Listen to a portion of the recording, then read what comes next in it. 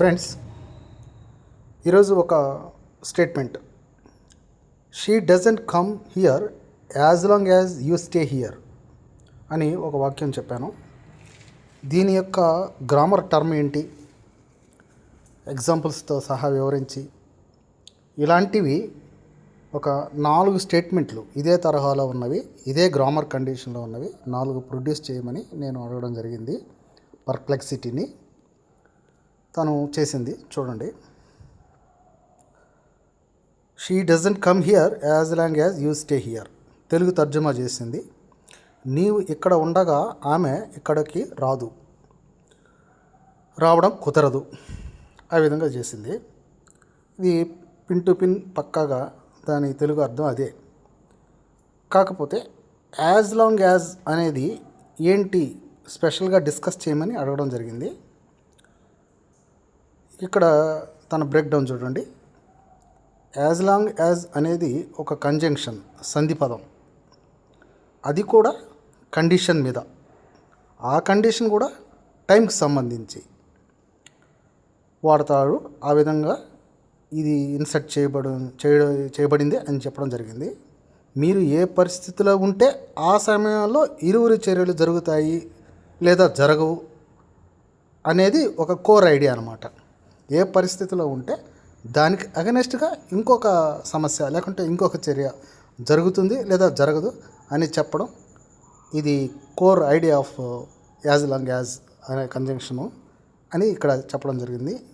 ఎంత థియరిటికల్గా ఎక్స్ప్లెయిన్ చేయడం జరిగిందో మీరు గమనించండి. ఇంత ఐడియా ఇప్పుడు చెప్తున్న మాస్టర్లు కూడా ఇంత కాంక్రీట్గా సమస్య దగ్గరికి వెళ్ళి చెప్తారని నేను అనుకోవడం లేదు.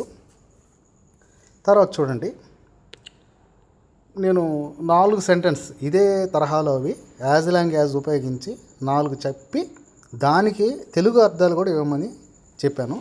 పర్ప్లెక్సిటీని ఇదిగో చూడండి.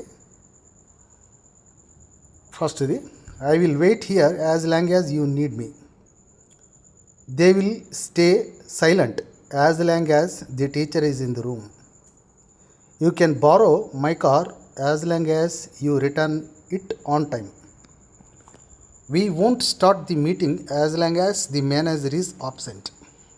చూడండి, ఇక్కడ తెలుగు తర్జుమా ఫస్ట్ దానికి, నీవు నాకు కావలసినంత కాలం నేను ఇక్కడ వేచి ఉంటాను. ఫస్ట్ దానికి. రెండవది, ఆ గురువు గదిలో ఉన్నంత కాలం వారు మౌనంగా ఉంటారు. అంటే గురువు గారు ఉన్నంత కాలం అన్నమాట. అంటే ఆయన చర్యకి వీళ్ళ చర్యకి ఇక్కడ సంబంధం ఉంది.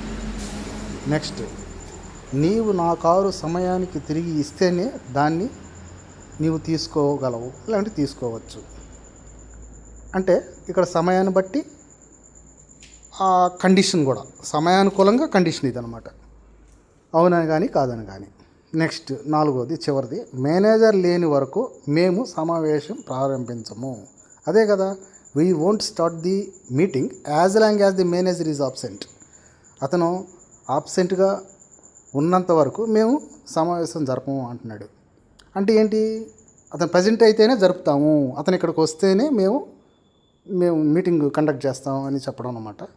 సో చూడండి ఎంత బాగా మనకి పర్ప్లెక్సిటీ ఒక టీచర్ లాగా. టీచర్ కూడా ఇన్ని 4 మాటలు చెప్పి ఓపికగా వాటికి సమాధానాలు తెలుగులో కూడా రాస్తాడని నేను అనుకోవడం. కనుక మీరు పర్ప్లెక్సిటీని ఫాలో అవ్వండి, నా ఛానల్ని ఫాలో అవ్వండి, సబ్స్క్రైబ్ చేయండి, లైక్ చేయండి, కామెంట్ చేయండి, షేర్ చేయండి. Thank you.